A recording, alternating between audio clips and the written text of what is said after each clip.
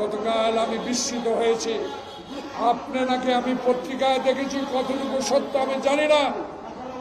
আপনার এনসিসি নেতাকে বলেছেন আমার পদত্যাগ করা ছাড়া কোনো উপায় নাই। কতটুকু সত্য আমি জানি না।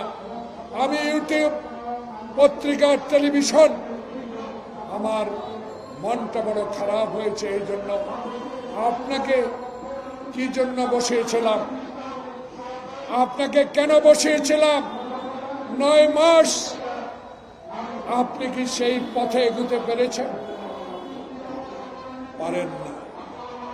না পারার কারণ আমরা জানতে চাই, না পারার বিষয় আমরা জানতে চেয়েছি।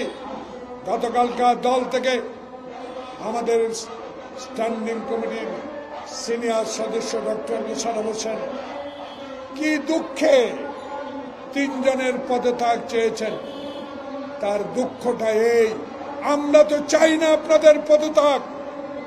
আমরা তো আপনাদের বসিয়েছিলাম। বাংলাদেশের মানুষ যেই জন্য আন্দোলন করেছে, একটি নির্বাচনের জন্য 9টি মাস অতিবাহিত হলো, কেন এখনো নির্বাচনের ম্যাপ দেওয়া হচ্ছে না?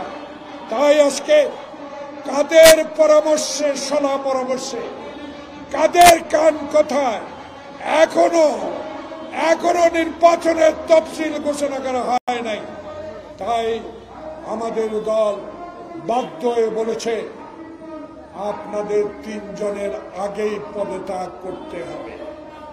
খলিলুর রহমান সাহেব কোন রাজপথে মিছিলে ছিলেন? এই সালাম রহমত আপনারা কি দেখেছেন? খলিলুর রহমানকে কোনদিন বাংলাদেশের রাজনৈতিক অঙ্গনে গণতন্ত্রের জন্য, ভোটাধিকারের জন্য, মানুষের সেবার জন্য এগিয়ে এসেছেন? এমন কথাটি উনি বলেন, যেই কথাটি বাংলাদেশের মানুষ গ্রহণ করে না। আপনি তারেক রহমানের সাথে তুলনা করাটা, আপনি যেই কাজটি করেছেন, বলেছেন অন্যায় গহিত কাজ। তারেক রহমান স্বাধীনতার ঘোষকের সন্তান। আমরা তো আপনার কাছে নির্বাচন চাই, সংস্কার করেন। এমন সংস্কার করেন না যে সংস্কারের মধ্য দিয়ে করিডোর হবে, চট্টগ্রামের বন্দর অন্যের হাতে চলে যাবে। এমন সংস্কার করেন না যে সংস্কারের মধ্য দিয়ে ষড়যন্ত্রকারীরা নির্বাচনকে বিলম্বিত করে আপনাকে অস্থির করে তুলবে। তাই আপনি অস্থিরতা কাটাতে হলে আপনাকেই অচিরে, আজকে, কালকে, পরশুর মধ্যে হলেও আপনাকে নির্বাচনের তফসিল ঘোষণা করতে হবে। আমরা রাস্তায় যেতে চাই, আমরা রাস্তায় ছিলাম। আপনি যদি এই অস্থিরতার কারণে এই নন্দিত লোকটি নিন্দিত হয়ে বিদায় নেন, আমরা মনে কষ্ট পাব। ইতিহাসে আপনার নামটি সন্ন্যাস করে লেখা থাকুক।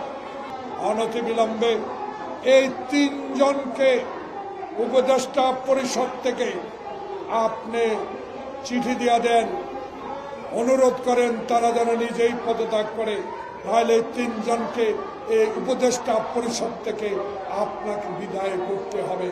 বাংলাদেশে অবিলম্বে মানুষের আশার একটি নির্বাচনের তারিখ ঘোষণা করে